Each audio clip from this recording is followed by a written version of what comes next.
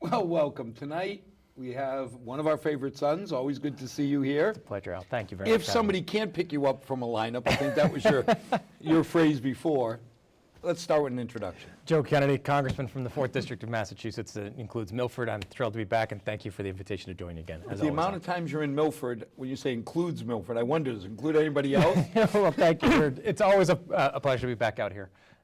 We try to get around the district, obviously, as much as we possibly can. And look, one of the best parts of the job is obviously important parts down in Washington, but it's getting out into the communities you represent and trying to understand what's going on, and if there are ways that my office, my job, I can be supportive of some of the efforts and initiatives and ideas that are going on in communities like Milford. So it's a great honor for me to be back out, and I appreciate the invitation. Well, you had big shoes to fill. I mean, Richie was here a lot. You know, Congressman Neal was always here. He was very senior, and he always remembered Milford. He did, and you know, Al, during my first campaign, when I would come out here, and it had been the district that I now represent was actually, it's known as Barney Frank's old seat because he had probably about 60% of it. But Congressman Neal represented Milford, Congressman Lynch had a couple of communities, Congressman McGovern had a couple of communities. So it was really almost a conglomeration of 4 different congressional districts that came in together as one.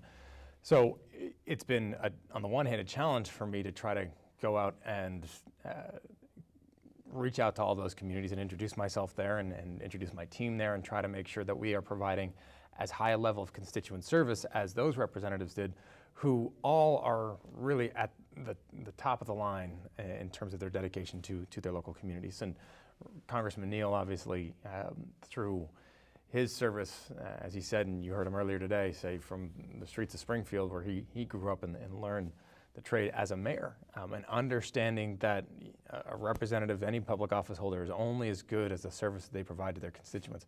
He has been so dedicated to his community, his district in Massachusetts, that he sets the bar really high. So we've been out there trying to match it as best we can.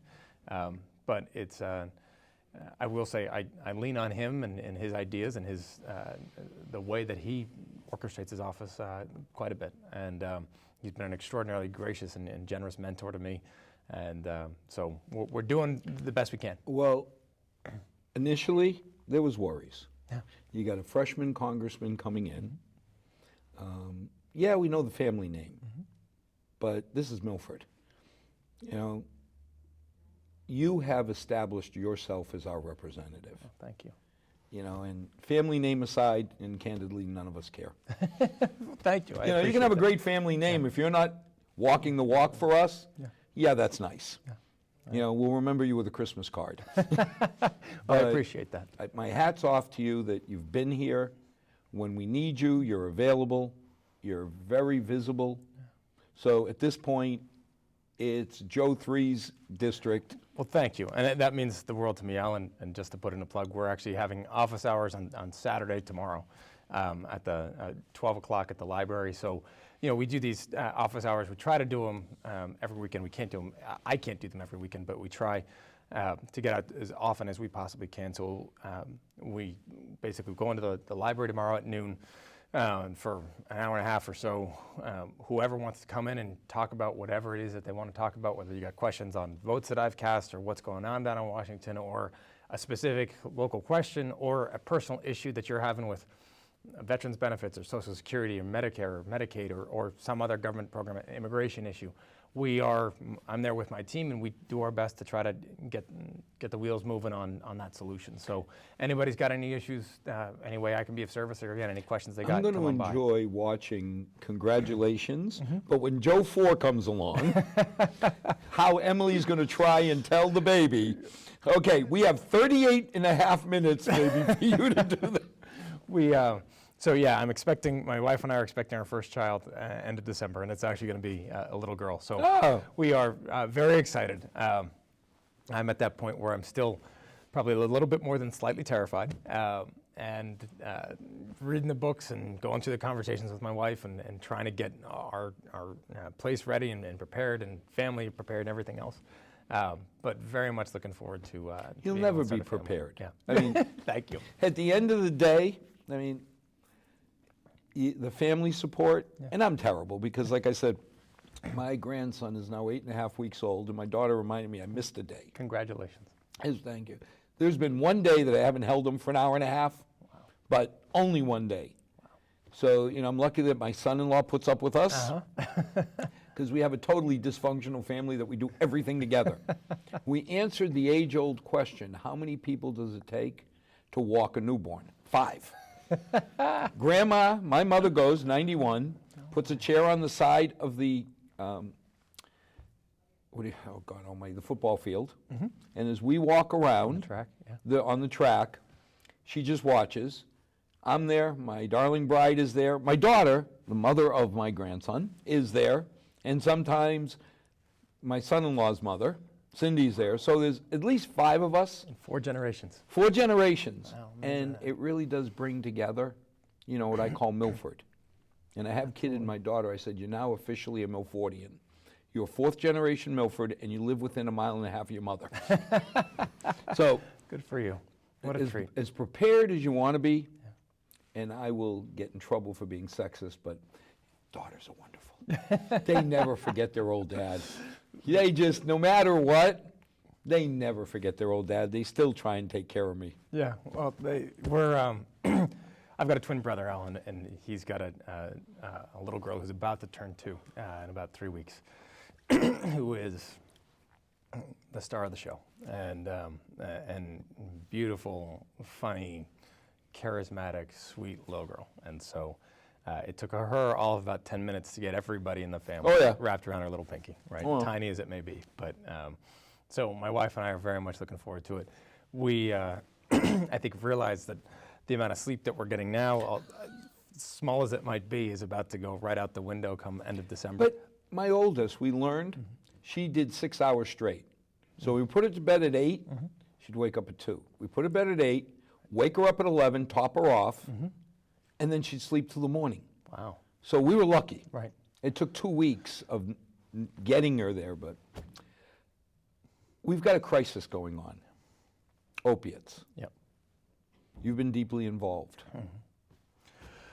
Al, this is something that we have been working on now or I've been working on even before I came to Congress, and it was one of the issues actually that drove me to run for office, because I was seeing the effects of opiate abuse in largely prescription drugs at that point, Percocet and OxyContin, when I was trying cases as a prosecutor.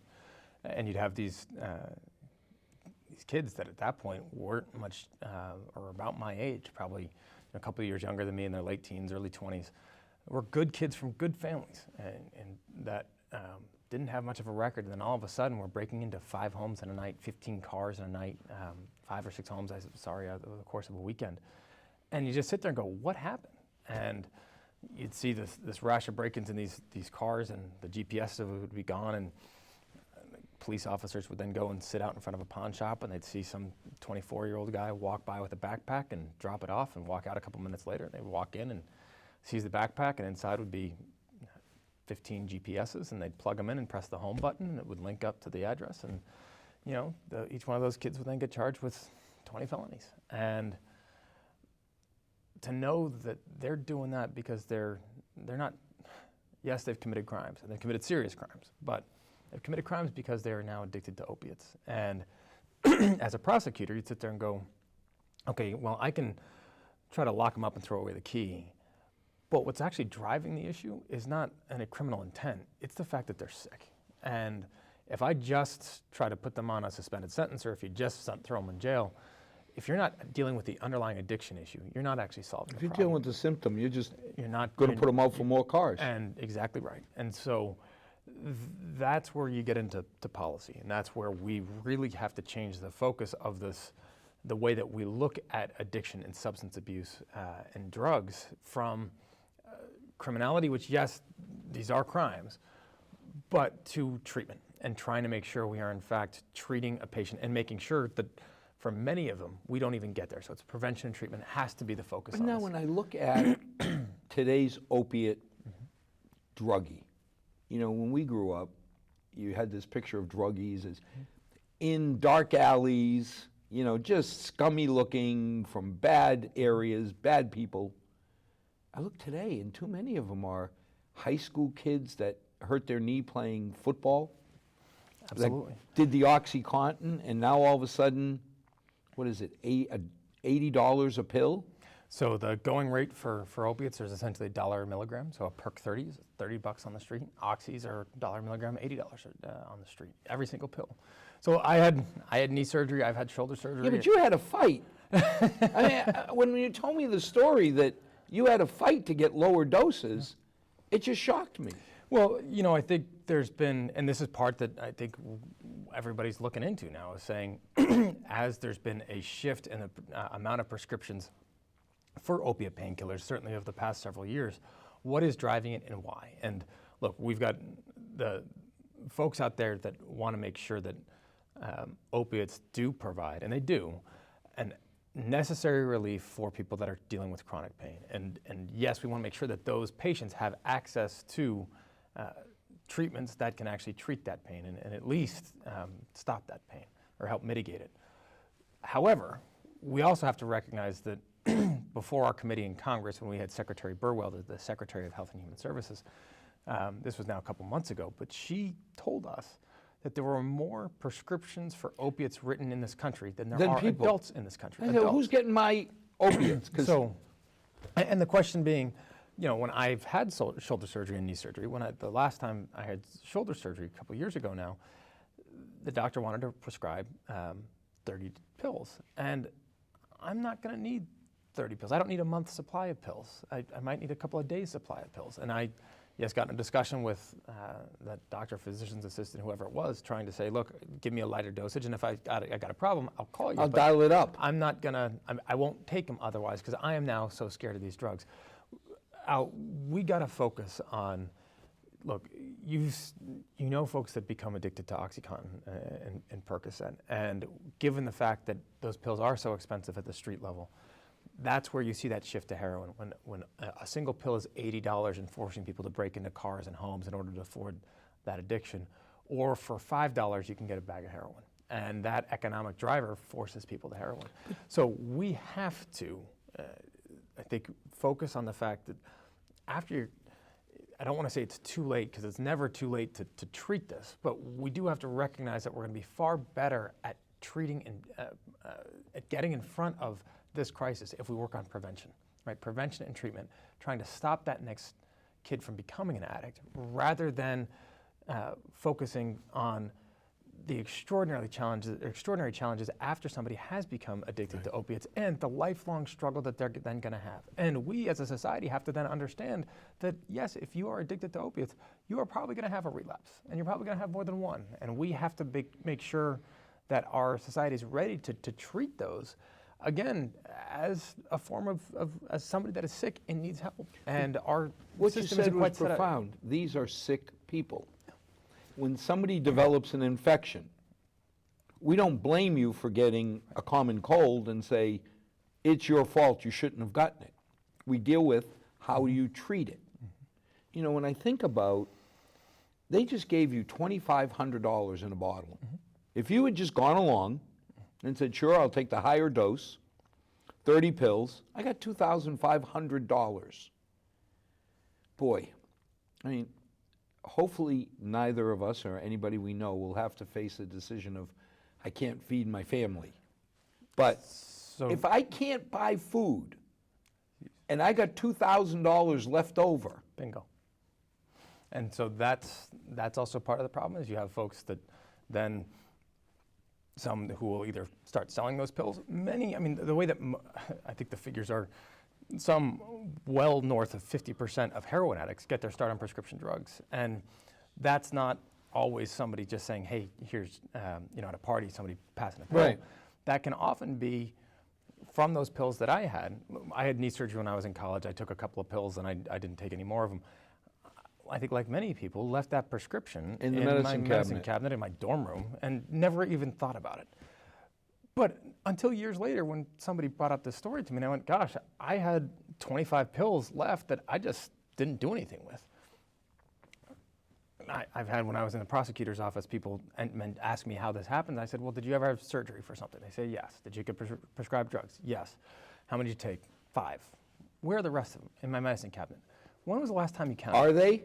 And that's not to say your son or daughter's taking them, but somebody that comes on over to fix your toilet, some landscaper, a friend of your son or daughter, a One friend of the kids yours. that's visiting your house. And the fact is you don't want to all of a sudden accuse everybody of being a suspect. But that is one of the reasons why we've pushed down in Washington, the DEA, we had they used to do these things called prescription drop-off days, where they would do public service announcements to try to get people to clean out their medicine cabinets and actually go back and drop them off at the local police station, because you're actually not supposed to flush No, these things you down don't want them in the toilet, aquifer. because you don't want them in the aquifer. So you have to, it's more of a burden on folks because you actually have to set time aside and actually go in and clean it out and do something with them. But when I first got to Congress, we, along with the rest of the delegation, tried to elevate the publicity around some of this.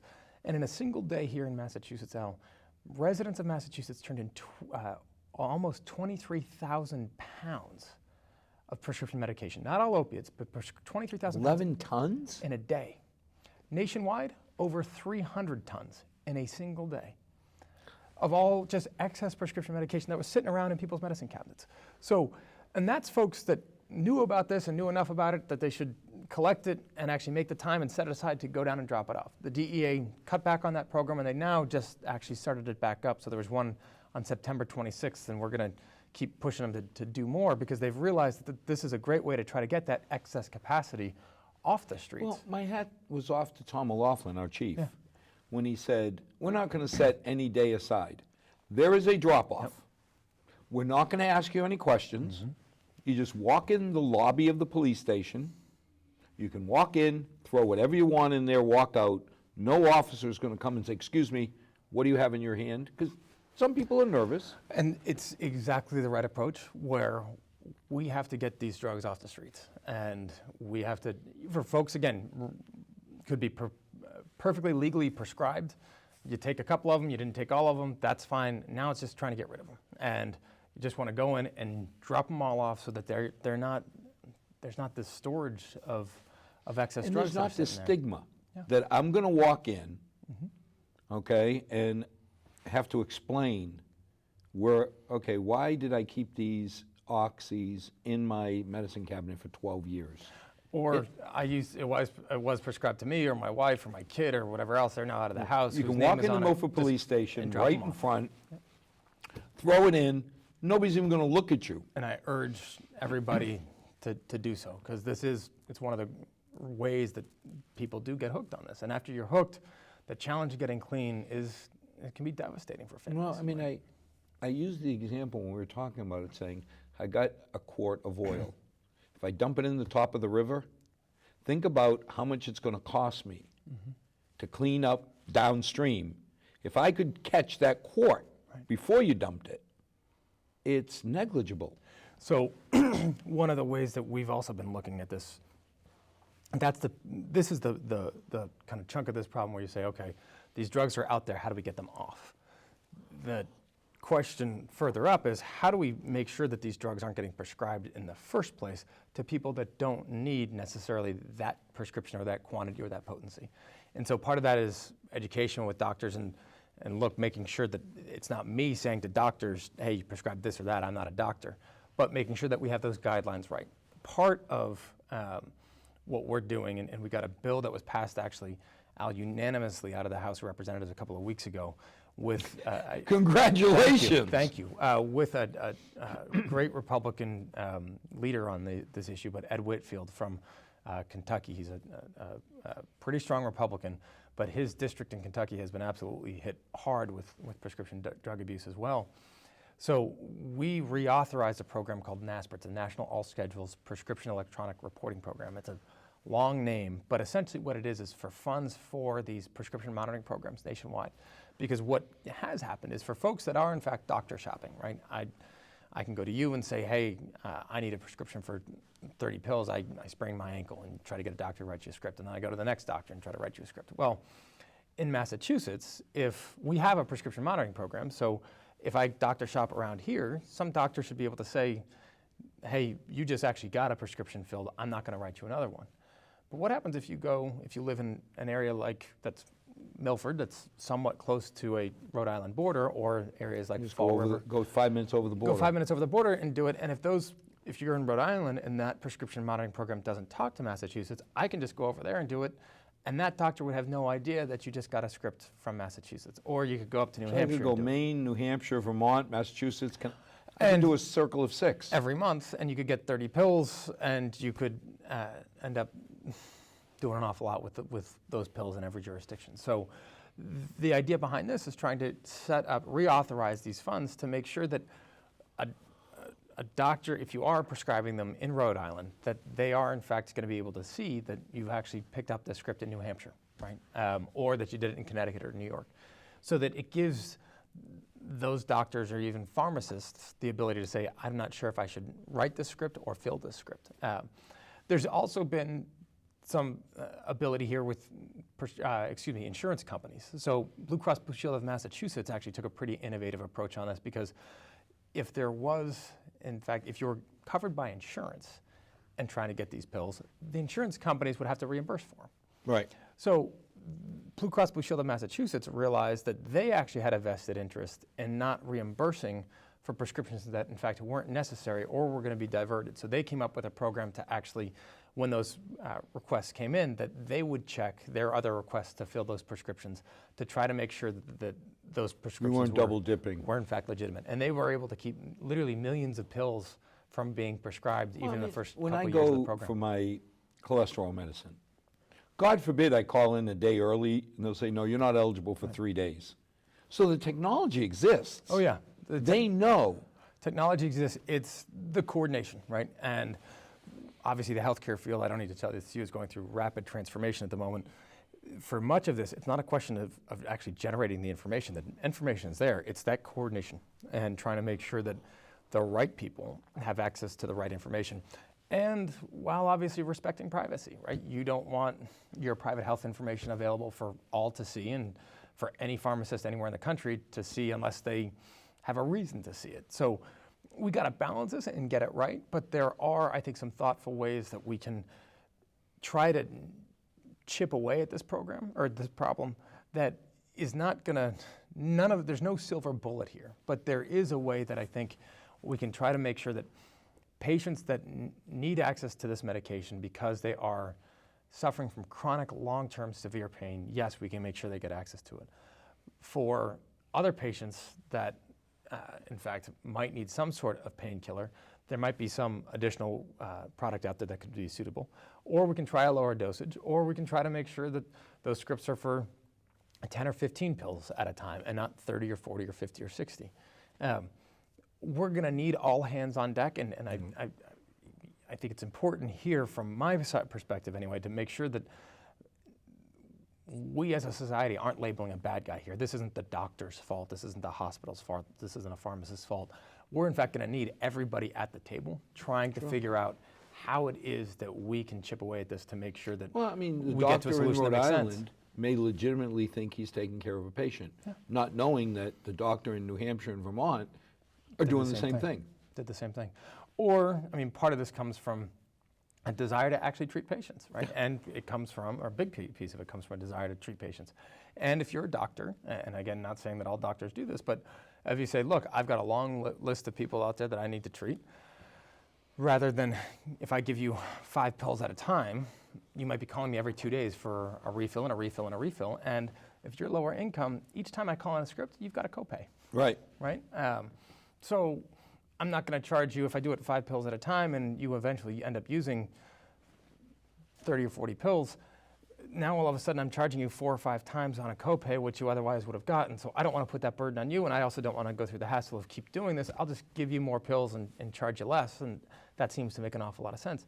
On the one hand, yes, it does. On the other hand, maybe not so much. And so how do you balance that on a case-by-case basis for the individual and doctor? For me, I would have loved to have had the conversation with the doctor of saying, look, I would gladly pay the extra $10 or $20 that I have for a copay and take 10 pills at a time because I'm in a place where I can afford that and not have the risk or temptation or whatever else to have 30 or 40 pills sitting in that pill But bottle. nobody in your house is not going to eat dinner over 20 Exactly bucks. right.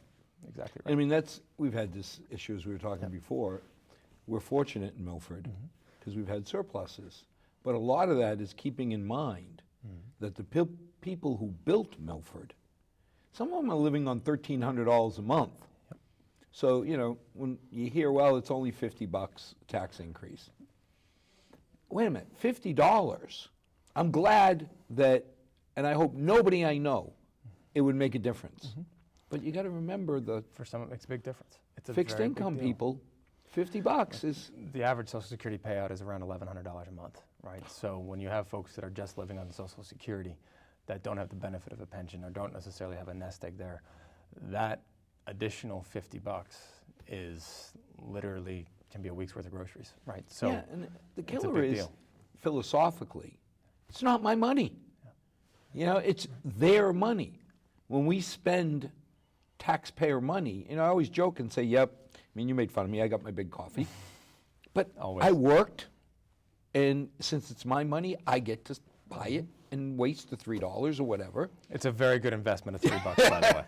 But if I'm going to ask a taxpayer to spend $3 on a cup of coffee, I got to think 3 times. Because it's their money. It's not ours. You know? Absolutely right. And look, that's part of the stewardship that we have to go through in the efficiencies. If you're looking at, not to get too in the weeds on this, but if you're looking at those prescription drugs that are going to be paid for by Medicare or Medicaid, it's going to be far more efficient to write one script for 60 pills, 80 pills, 100 pills than it is to write 5 scripts for 20 pills at a time. So as we, as policymakers, are constantly trying to scrub that budget to make sure we get every efficiency out of your taxpayer dollar, well, there's an incentive actually to do perhaps, look, you've got somebody that is suffering from chronic pain, they're gonna, we know they're gonna be necessary to treat them on this for the next 3 months at least, why don't we just give them a 90-day supply of pills? Well, that actually might make economic sense on the one hand, but we also have to weigh that against the risk that those pills get diverted or The stolen. benefit and the side effect. And some of that is actually pretty hard to quantify, right? So there's no easy answer here, which is why this is such a Joe, hard and if we complex gave issue. you the wand and said, okay, what's the next 2-3 steps we should take as a country? I think we have to have a stronger or a broader discussion with the medical community, policymakers and the medical community, sitting down to really understand why it is that so many more prescription drugs are being prescribed now today than prescription opiates are being, prescription painkillers being prescribed today than in the past, and understand what the drivers for that are, if that is providing a necessary benefit to society, and have a real good hard accounting of the cost to society. Because I will tell you, from seeing that opioid abuse challenge up front or up close as a prosecutor, and now hearing the stories, it's devastating. So we really have to understand why that supply is out there. 2 is trying to scale up the tactics and techniques and programs and procedures to get that excess supply off the street, right? To just make sure that when you look at a budget and when you're running a company, you sit there and go, hey, let's make it as lean and as efficient as possible. Let's make sure the drugs that are going out there are fit that demand as much as necessary, and that supply is as crisp and just tightly tailored to that demand as necessary, and get that excess capacity off the street. And Al, a big piece to this too is then making sure we as a community and as a society invest in the treatment and prevention programs. So a lot of this comes back to the fact that this is part of Governor Baker's proposals and the reality of the fact that there's not enough beds, there's not enough doctors, not enough treatment facilities, there's not a continuum of care for folks that are in fact suffering from substance abuse. A lot of that actually comes back to the way that the government, federal government, and to an extent state, reimburse for Medicaid. Because if you're breaking into 15 cars in a night, guess what? You don't have the money to actually pay for those pills, and you don't have the money to get, for some folks, on insurance, and so many of those folks are going to be eligible for Medicaid financing. So we have to make sure that insurance companies are in fact providing or pushing to provide for mental health and substance abuse treatment, and that a lot of that is the enforcement of mental health parity. 2, it's scaling that up to make sure that those services are in fact provided, that people understand what services are provided under their insurance plans. And 3, providing those incentives to the extent that there's a stopgap, providing those incentives for industry to actually scale out. It's one thing that, my study of, of any sort of incentives or economics, you put the incentives in place, the markets will follow. And we have to make sure we have the incentives put in place to provide or to allow the full scale of services to actually match the demand in this marketplace. And they're just not there yet. So now we're watching TV, and I guess there's entertainment on that they're calling debates. Yes.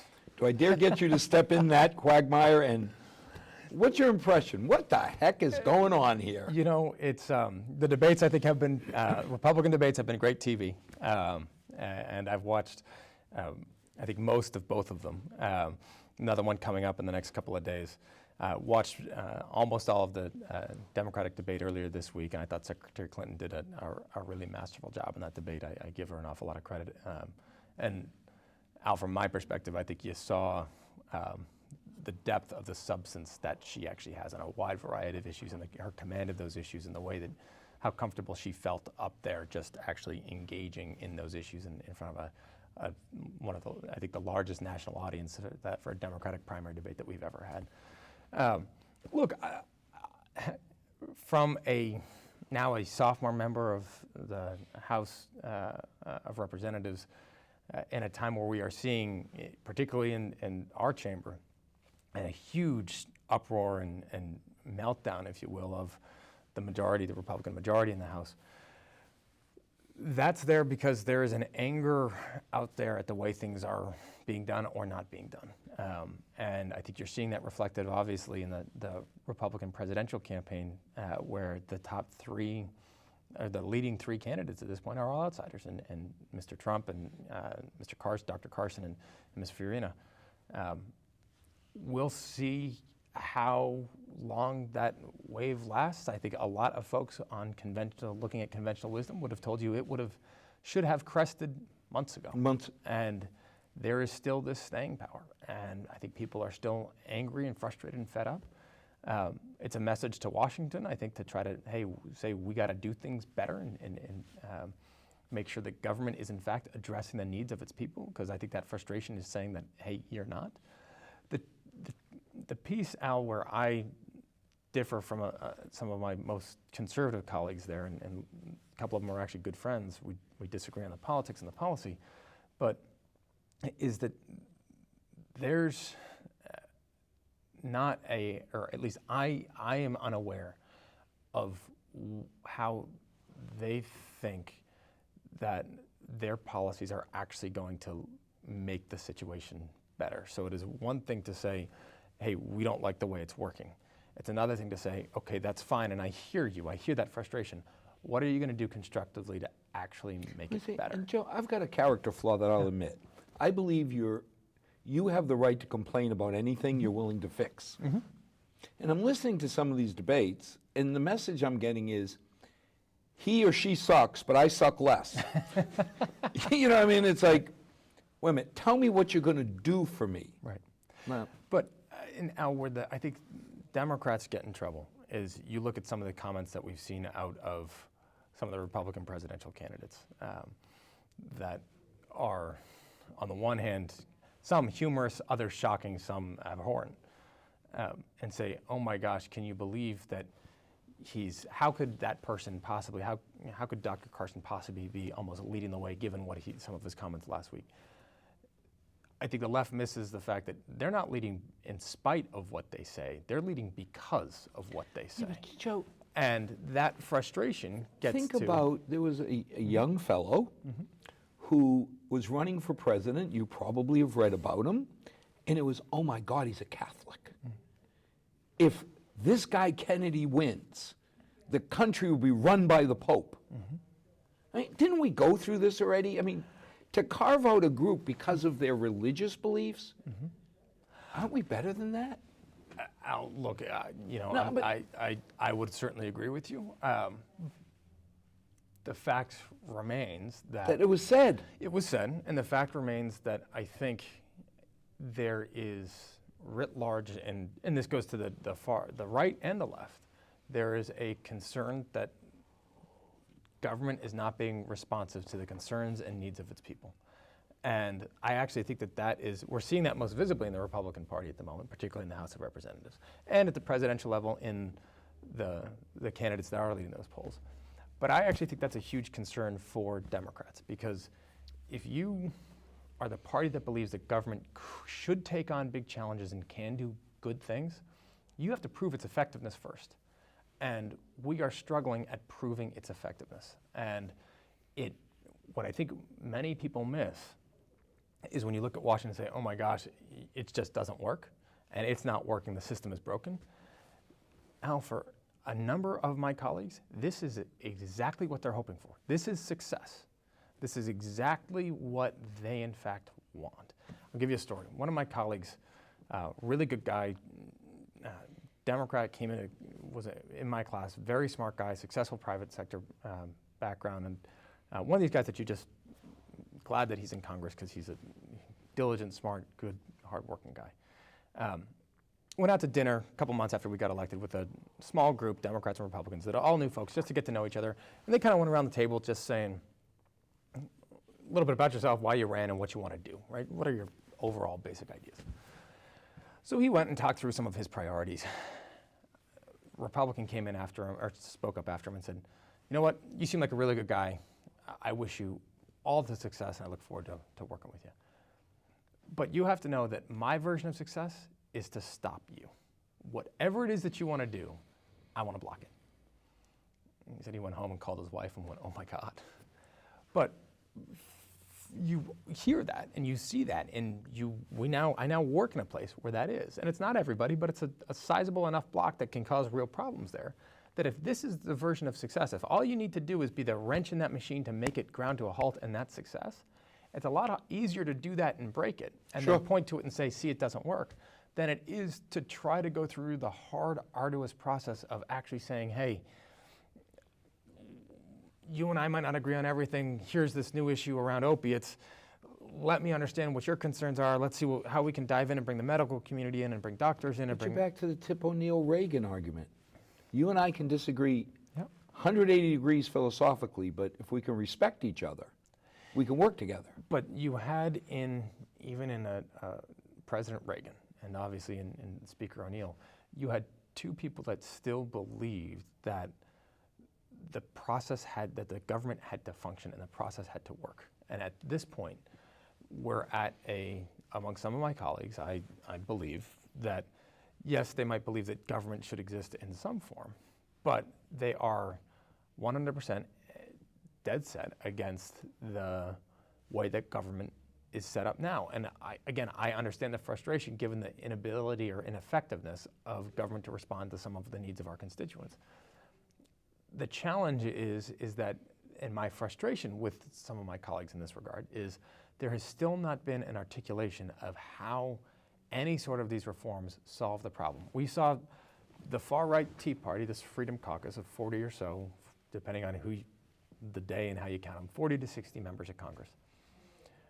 They essentially forced Speaker Boehner to resign his position.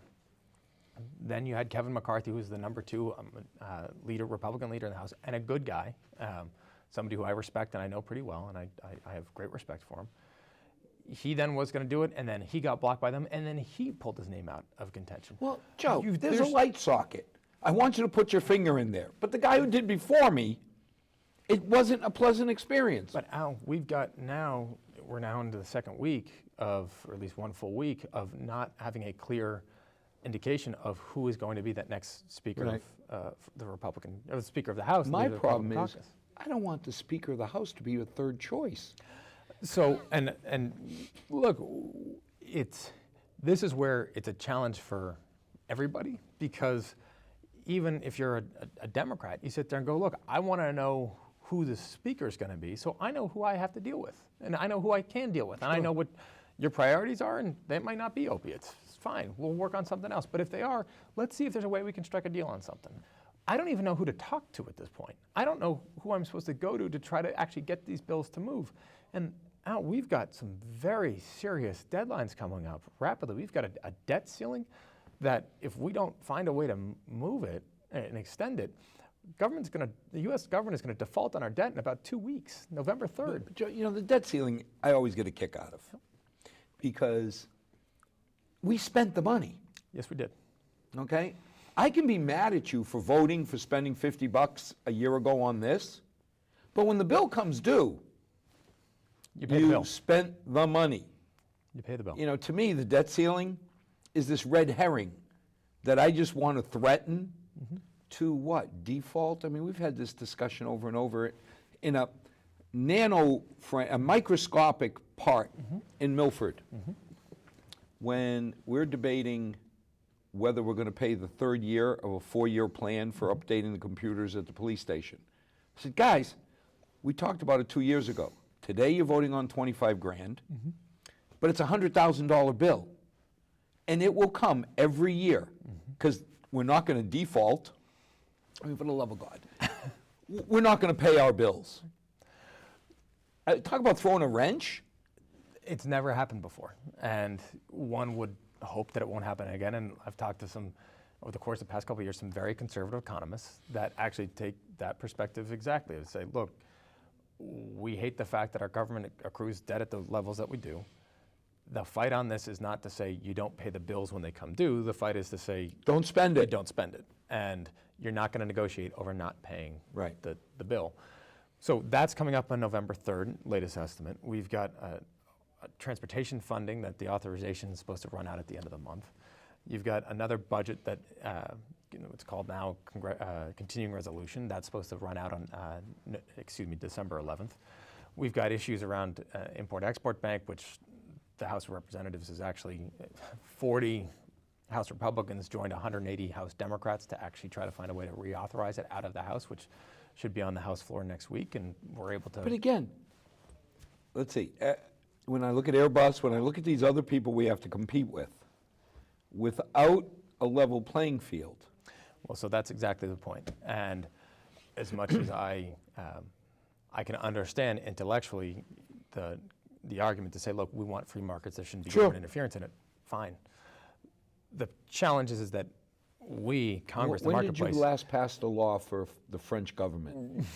we don't get to control what the French government does. And so if the French government is subsidizing Airbus to export their airplanes to other countries around the world, if it puts Boeing at a significant disadvantage unless we find a way to actually help influence those exports. Now, the thing with the XM Bank is it actually returns a profit to the U.S. government. This is something that increases employment here, it increases our exports overseas, and it returns a profit to the country. You just said it. It keeps our people employed. If they buy more Airbuses because the financing is cheaper, that's an export of jobs, of American jobs. And the bank itself returns a profit. So it's So not. it doesn't even like cost us anything. We're saying. Now, I could understand the argument if I said, Joe, you're over subsidizing. You're not making it level. You're using taxpayer money to give Boeing an advantage. Okay, I could argue saying that doesn't seem right. But if you're trying to level it, and it's not costing me any money, and it's employing my families, I guess I don't get it. It's one of the reasons why I signed what's called a discharge petition. It's a complicated way to basically circumvent the gridlock that is in the House and bring a bill directly to the floor and circumvent the entire. It was the XM Bank, the reauthorization of it. It expired in June. Was being held up by a conservative committee chairman from Texas, and this basically was a workaround. So it's going to be on the floor. I believe it's October 26th. We expect it to be voted out of the House and then on to the Senate, and hopefully we can wrap up a package on it. But the point is, Al, between transportation funding and exports and government funding and the government budget, these are deadlines that are coming up. How about we say, do your job? You're supposed to be there taking care of me. Deal with the politics, God forbid, after. But do your job. do your job. You can't stop the government. That is the silliest notion I've ever heard in my life. So one would hope that we're going to find a way to work through this. Not having a clear indication of who the speaker is doesn't help because one, it's harder to end up in those negotiations as to Who do you negotiate with. And then two, it ends up spending Republicans, understandably, spend an awful lot of time trying to figure out who's focused on who are the candidates, who's going to run, is this person going to run, are they not, and what is our policy going to be, and all the rest of it. So your focus and attention is diverted to a speakership election rather than the substantive discussion as to how are you going to fund a transportation bill, how are we going to pay for it, where's the money coming from, what projects are going to get in there. And so that's where our focus should be, not what are we doing in what's going to be our long-term policy in Afghanistan. You've been here enough. I'm going to ask you some hard. I listened to the #1 Republican candidate, and his approach to saying I can run the government is to call you stupid. I've never seen in a commercial environment that I come in and say, you're stupid, now let's work together. Do you really think he could run the government? You know, it's probably not going to surprise you. I'm not you haven't seen me at a Donald Trump fundraiser or campaign rally. Look, it's easy again for us, for me and Democrats, I think, to sit there and go, oh my God, how is he in front? Again, I think we have to realize that he's in front because he's giving voice to a frustration and speaking clearly, speaking candidly, and saying the way that Washington works is ridiculous, and I'm going to find a new way and do it better, and I'm going to win, and that's fine. But if he told me I'm not going to find, tell me what you're going to do. Right. Well, there's the problem. So it's one thing to say I'm going to win. It's another thing when you say, well, how are you going to do that? And Mr. Trump, I think over the course of the next several weeks, if not months, if he is still a serious contender in this election, is going to be forced to put out plans to say how he would do that. He wants to take on China. How would you do that? You believe that cybersecurity is a big challenge. What would you substantively do to try to come up with? How are you going to work with Russia? Well, I'll work with Vladimir. Right. He'll respect me. Okay, there will be world peace. I'm sending the memo. Right. You know, but on the other hand, I'll put you on the spot. Hit me. I'm scared to death of credibility of Hillary Clinton. I just have a trust issue. And you know, the email thing. To this day, I believe Richard Milhous would have been president if he had gotten up and said, I screwed up, I'm sorry, please forgive me. But he chose to be arrogant and put himself above the law. And that's the one thing that I think most Americans say, I don't care who you are. Right. We don't like kings, you know. Do you believe Hillary's trustworthy? I do. And I think, Al, look, you're talking about somebody who is, I think, probably the top or the most heavily scrutinized, and if not the most, one of the top 3 or 4 in our country's history, heavily scrutinized people that we've seen in modern society. She's been in the public limelight at a very high level now from when her husband was running for president back in the early 90s all the way through till today. I think she's gone out there, she's answered questions about these emails, they've released emails, she's testifying before the Benghazi committee, I believe next week.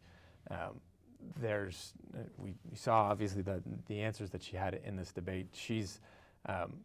There's going to be a thorough review, and by the way, this Benghazi committee has been going on now for 18 months nearly.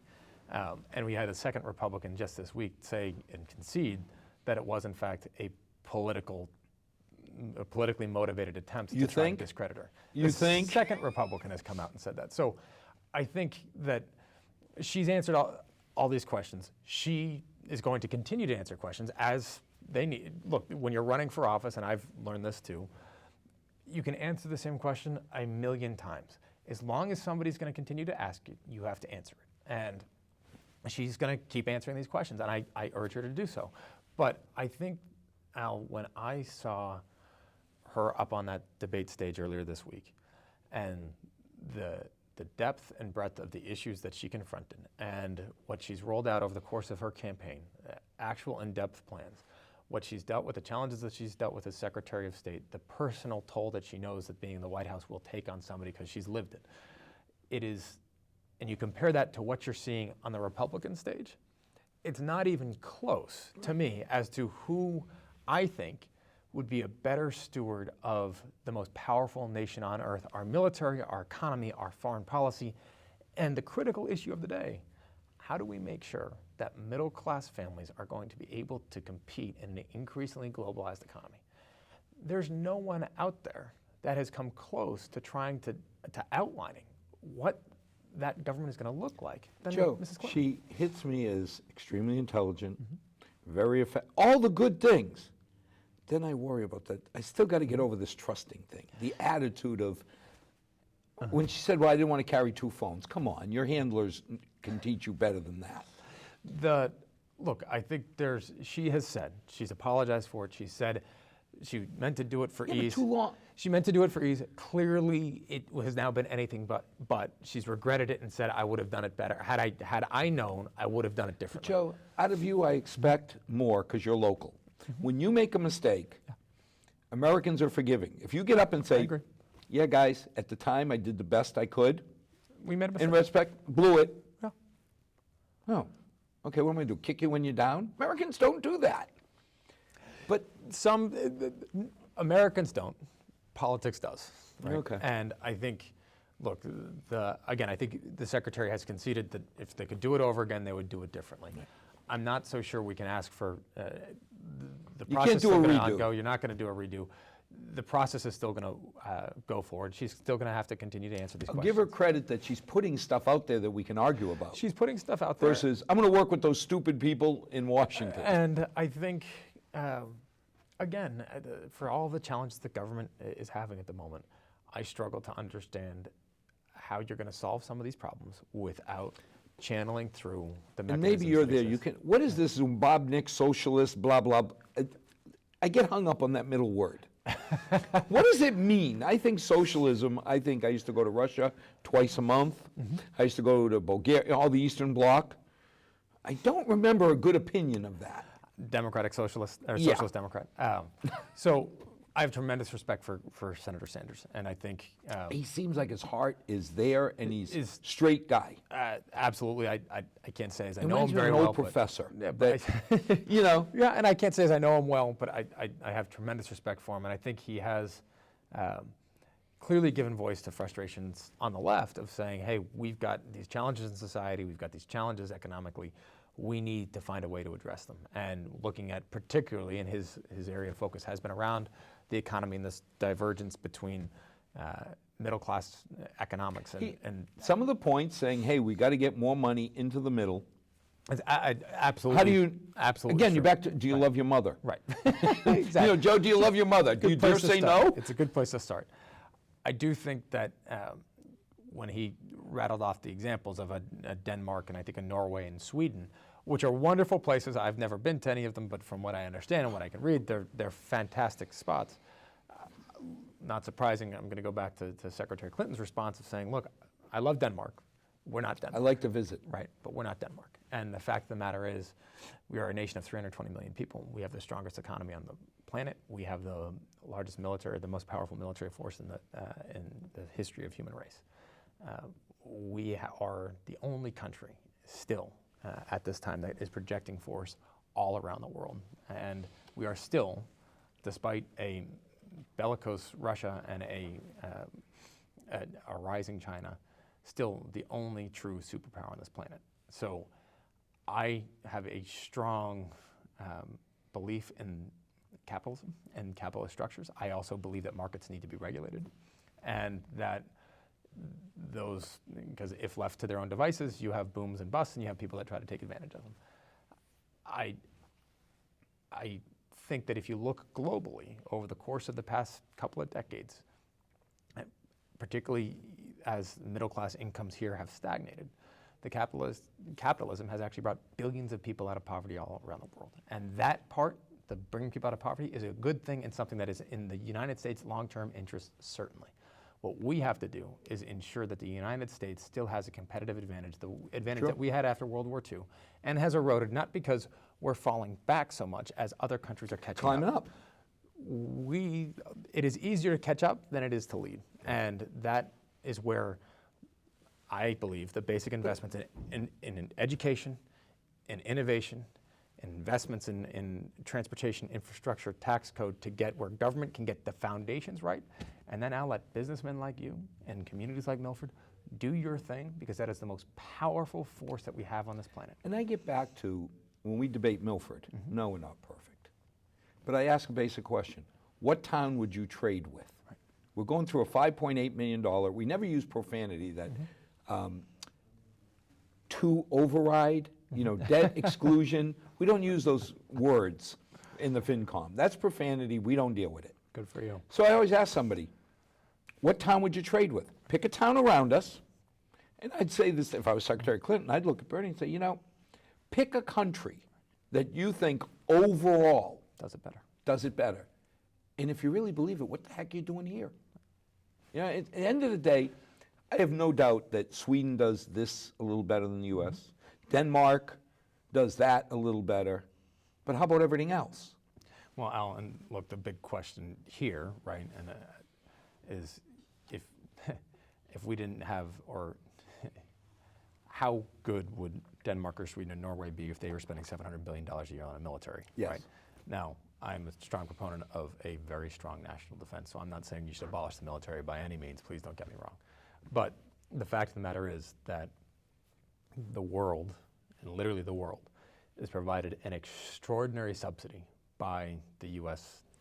Defense Department because of our ability to project force, our reticence to do so unless and until those threats become a threat to essentially global marketplace in the United States' interests. And I was working in Southeast Asia when I was in law school as an anti-poverty consultant in actually East Timor. And I remember at one point I was speaking with the president of that country, and there's a Wall Street Journal piece from Asia on China's efforts to build a new aircraft carrier. And he looked at that and said, they're never going to actually do that to compete with the United States. And I said, really? Why? That's not the rhetoric that comes out towards the U.S. And he said, the greatest subsidy the world has is the United States Navy. China is an export-based economy. They need the freedom of the seas. They will ride off the freedom that you, stability that your Navy provides, because they don't want to challenge you, because they get to basically free ride at your expense. We project this force because it is in our, I think, economic interest to do so. It's also our, I think, obligation of moral leadership. That being said, it is a cost, and that means that Norway and Sweden and Denmark and other countries can use that subsidy and take that and invest back into their own people. And it's a smart thing for them to do. But Joe, we're this back is what to, comes to if you really believe that any country is a better place to raise, the youngest Kennedy coming, I challenge you as to why are you here? I'm happy in Massachusetts, my friend. Exactly. Thank you so much. Thrilled, as always. It's great to have you. Congratulations to you and your family on the new grandson. And we look forward to seeing pictures the next time you come. Thank you. And as always, to our 6 loyal viewers, we say thank you. May God bless. Become educated. Understand the issues. The far left and the far right scare the heck out of me. It just doesn't make any sense. Throwing, as you mentioned, a wrench to stop government doesn't make any sense. We got to make our government work better. And you talk to your senators, your congressmen, your local representatives, and get them to work together towards making tomorrow a better day than tonight. Good night, all.